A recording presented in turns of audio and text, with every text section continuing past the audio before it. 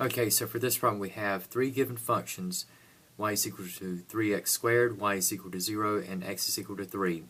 And we were looking at forming a solid generated about the y-axis, and we are to determine the volume of that solid generated about the y-axis. And now we're going to be looking at integration with respect to the variable y.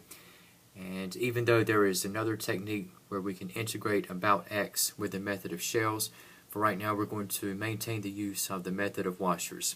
And so for these three functions, if we're looking at determining the volume of the solid generated about the y-axis, okay, we have three key points, okay, derived from graphing these three functions. Okay, so we have y is equal to 3x squared, and then we have the vertical line x is equal to 3, and we have, again, at the base, we have y is equal to 0, and we have a triangular region that is going to be formed.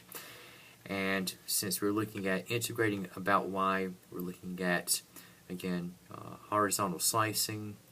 And to integrate about y, we need to modify the functional expression for y is equal to 3x squared and write this in terms of x equals.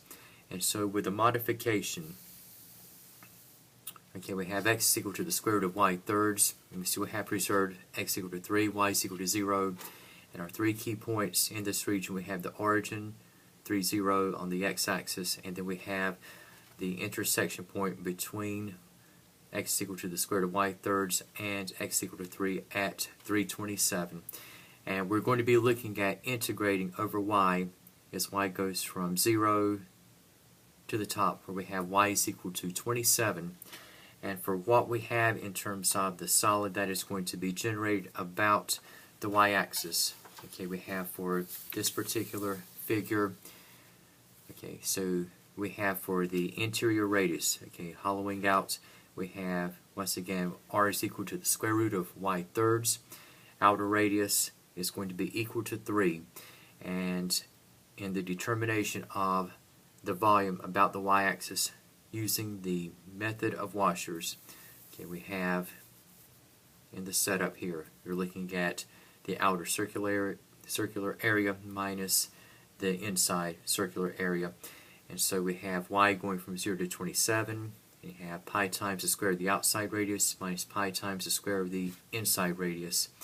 And completing the squares, okay, we have v of y is equal to 9 pi minus pi times y thirds, as y goes from 0 to 27. And following through and carrying out the power rule of integration, okay, we have in the follow through, okay, 9 pi is transformed to 9 pi y. Pi y thirds goes to pi times y squared over 6, again, as y proceeds from 0 to 27. And at the lower limit 0, the expression is rendered negligible, but as we plug in 27, whereupon we are going to find the result for the volume of the solid generated about the y-axis. After plugging and calculating and reducing, the exact value for the volume about the y-axis is going to end up at 243 halves pi.